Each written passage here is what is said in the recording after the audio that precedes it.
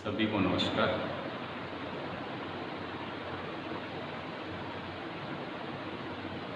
आज हम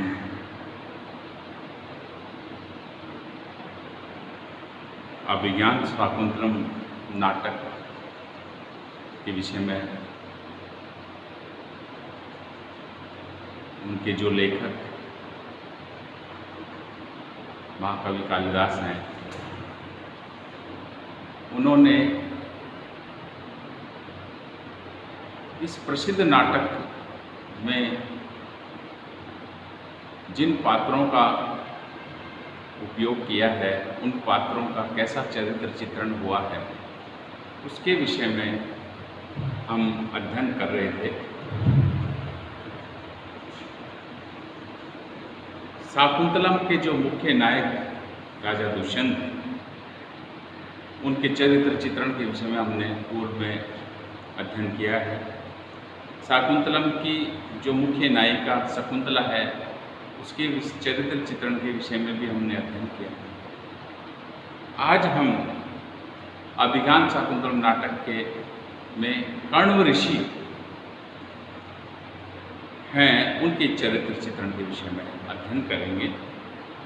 महर्षि कण्व का चरित्र चित्रण। महर्षि कण्व कौन है, ये आप सब जानते हैं। ये तपोवन के प्रधान आचार्य हैं। वे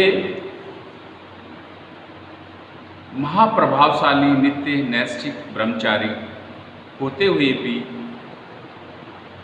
दिव्य दृष्टि से संपन्न, माता पिता से परित्यक्त शकुंतला उनको एक वन में अकस्मात ही पड़ी मिल जाती है। अर्थात शकुंतला उनको वन में अकस्मात ही पड़ी हुई मिल जाती है। महर्षि कर्ण बड़े दया भाव होकर के, दयादृढ़ होकर के उसे वहाँ से लेकर के आ जाते हैं और अपने आश्रम में ले आते हैं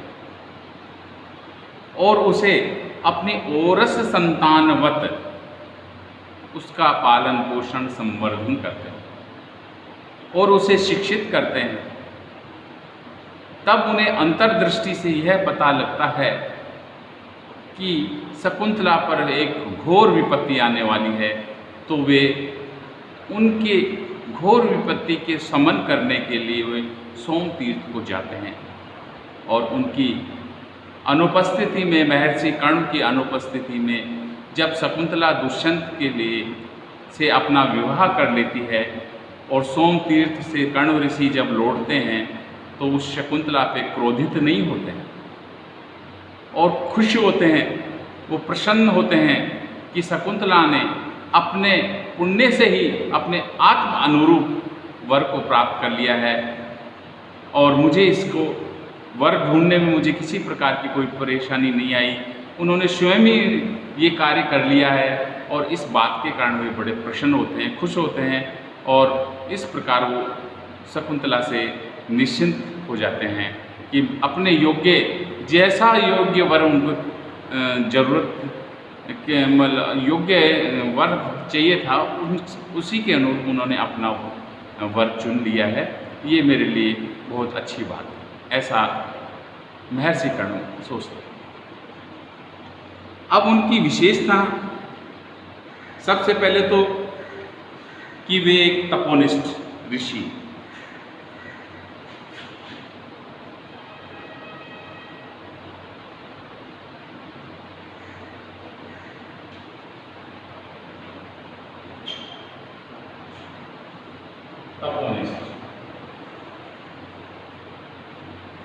अर्थात महर्षि कर्ण आश्रम में तपस्या करने वाले एक तपोनिष्ठ ऋषि हैं। उनके तप का प्रभाव संपूर्ण तपोवन में व्याप्त है। उनका तपोवन परम शांति देने वाला है और तपोवन के सभी जीव जंतु, वृक्ष, लता आदि फल फूल अच्छी तरह से फल फूल रहे हैं।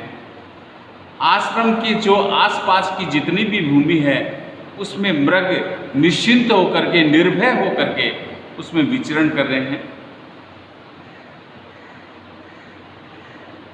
उन्हें वहाँ किसी प्रकार का भय ही नहीं है।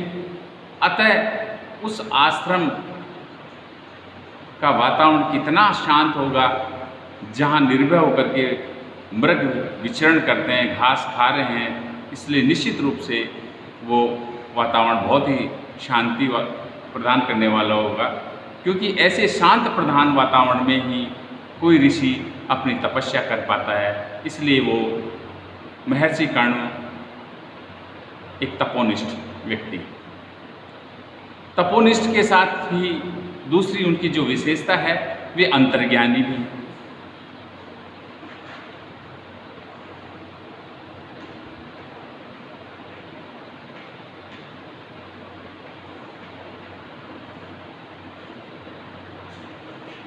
अंतर्ज्ञानी महर्षि कर्ण एक मानव होते हुए भी वे अंतर्ज्ञानी हैं, तपोनिष्ठ हैं, दिव्य दृष्टि से संपन्न हैं। वे अपनी दिव्य दृष्टि से इस बात का पता लगाते हैं कि शकुंतला पर घोर विपत्ति आने वाली है, तो वे उसे समन हेतु सोम तीर्थ को पहले ही रवाना हो जाते हैं उसके समन के लिए।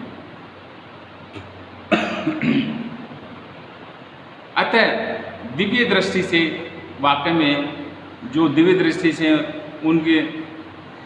उनके समन के लिए पूर्व में उनको पता चल जाता है, तो वो एक अंतर्ज्ञानी तपोनिष्ठ ऋषि। तीसरी जो उनकी विशेषता है वनवास, एक वनवासी हैं, वन में रहने वाले।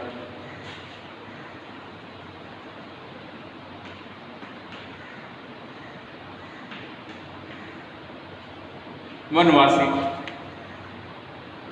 महर्षि कर्ण शकुंतला जब पति गृह जाती है तब एक श्लोक में अपनी प्रकृति बतलाते हुए उदार हृदय होते हुए कहते हैं कि अस्मान साधुन विचिन्त्य संयम धनान। हम तो साधु सन्यासी जैसे वाली प्रकृति के लोग हैं और अरण्य में रहते हैं, वन में रहते हैं, वनवासी हैं, और संयम रूपी धन ही हमारा परम धन है। कि हमारा जो धन है वो संयम ही है। अगर यदि हमारे पास संयम नहीं है तो हमारा कोई धन नहीं है। हमारा जो धन है वो संयम रूपी धन ही हमारा परम धन है। और हम वनवासी होते हुए भी लौकिक विषयों के ज्ञाता नहीं हैं, फिर भी वे लौकिक व्यवहार का शकुंतला को जो उपदेश देते हैं, इसलिए वे एक वास्तव में वन में रहने वाले होने के बाद में भी वो लोक व्यवहार का ज्ञान रखते हुए उनको उपदेश देते हैं। ये परम सौभाग्य की बात है कि एक ऋषि को मतलब लौकिक व्यवहार का ज्ञान भी है, जबकि इन चीज़ों से उनका कोई मतलब नहीं। उनका तो आत्मा परमात्मा का जो तपस्या है, उनकी अंतर्ज्ञानी हर चीज़ को जानने पहचानने वाले, वन में जो कंद फल खा करके अपना जीवन यापन करने वाले ऐसे वनवासी ऋषि हैं। चौथी जो उनकी विशेषता है वो परम स्नेही और एवं दयालु।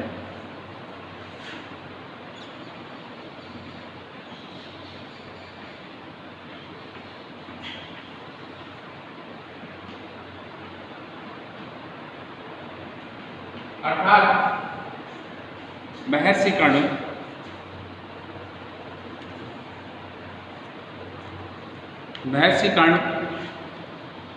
परम स्नेही और दयालु प्रकृति के ऋषि हैं।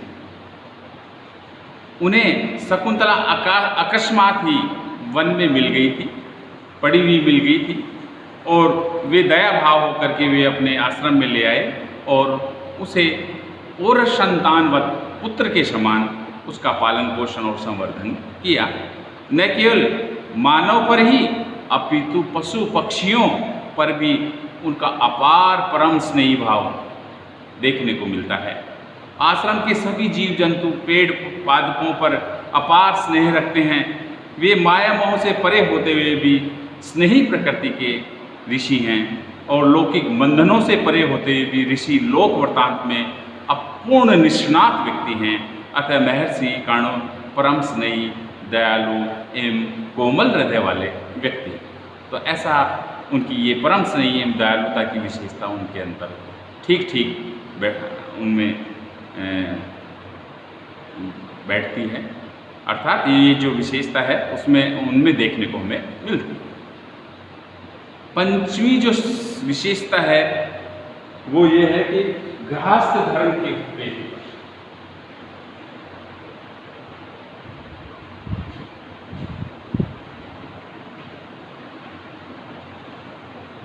गृहस्थ व्यवहार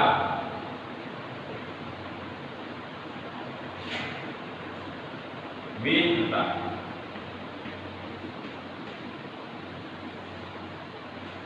महर्षि कर्ण गृहस्थ व्यवहार के जानकार भी थे। अस्मान साधून विचिन्त्य संयम धनानाम भाग्य मत परम न खलु तद्वाच्य वधु वंदी।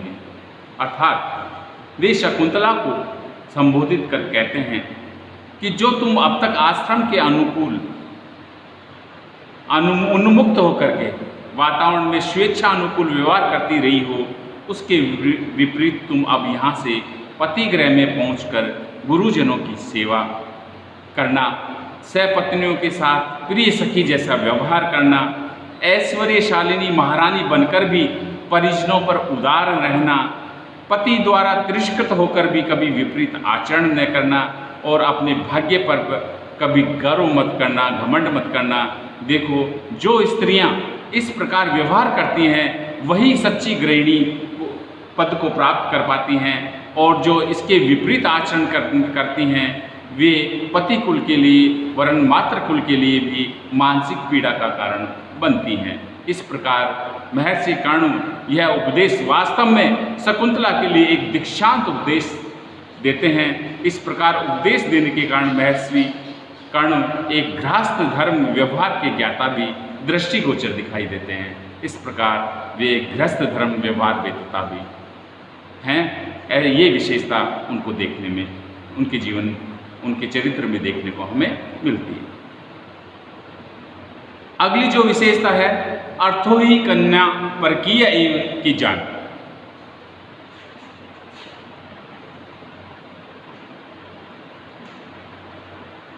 अर्थों की कन्या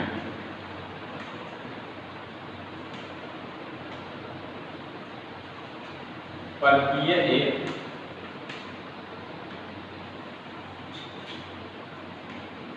की जान, ये विशेषता भी उनकी विशेषता। अर्थात जब शकुंतला अपने पिता को छोड़कर पतिगृह को जाती है तब पितृवियोग से दुखी होकर अपने धर्मपिता कर्ण ऋषि से शकुंतला कहती है कि मैं फिर कब आश्रम को देखूंगी। ये बात वो कहती हैं। तब कथम इदानीं तात स्यात् अंकर मलय तरुण मुलितम चंदनकलेम देशांतरे जीवितम धारिष्यसे और कदा नो भूयस्तपोनम प्रेक्षिष्ये। तब महर्षि कर्ण बड़े शांत एवं गंभीर चित्त से उसे विश्वास दिलाते हैं कि पति कुल में गृहिणी पद प्राप्त कर यज्ञानुष्ठान में व्यस्त रहकर तथा लोक पावन पुत्र को उत्पन्न कर तुम मेरे विरह दुख को भूल जाओगी और अपने अतुल पराक्रमी पुत्र को राज्य भार सौंप कर फिर पति सहित इस शांत तपोवन में आओगी। शांते करी शशि पदम पुनर्आश्रमे अस्मिन्। और पर जब वह पतिगृह चली जाती है तब कर्ण एक शांति की सांस लेते हैं और अपने को परम शांत और भार मुक्त पाते हैं। तब कहते हैं कि अर्थो ही कन्या परकीय, अर्थात वे इस बात को जानते हैं कि कन्या धन परकीय धन होता है। वह कन्या पिता के पास एक धरोहर के रूप में रहता है और तब तक उस भार से मुक्त नहीं होता जब तक कि वह उसके स्वामी को लौटा नहीं देता। अतः महर्षि अपनी पुत्री को उसके परिगृहिता के पास बेचकर प्रसन्नता का अनुभव करते हैं। इसलिए अर्थो ही कन्या परकीय, इस उक्ति को विशेष अच्छी तरह से वो जानते हैं। इसलिए कन्या रूपी धन पराया होता है और वह उसको जब तक दूसरे को संभला नहीं दिया जाता है तब तक ये भार स्वयं को वहन करना पड़ता है। इस प्रकार महर्षि कर्ण जहाँ दयालु, प्रेमिल पिता, तपोनिष्ठ, सिद्धिमान, लौकिक व्यवहार्य और न केवल मानव पर अपितु पशु पक्षियों पर भी परम स्नेह रखते हैं, अतः महर्षि कर्ण एक तपोनिष्ठ महापराक्रमी नैष्ठिक ब्रह्मचारी ऋषि के रूप में महाकवि कालिदास ने अभिज्ञान शाकुंतलम नाटक में उनके चरित्र को चित्रण किया। ऐसे कवि कालिदास ने महर्षि कर्ण का शाकुंतल नाटक में चरित्र। आज के लिए इतना ही पर्याप्त है। धन्यवाद। Thank you.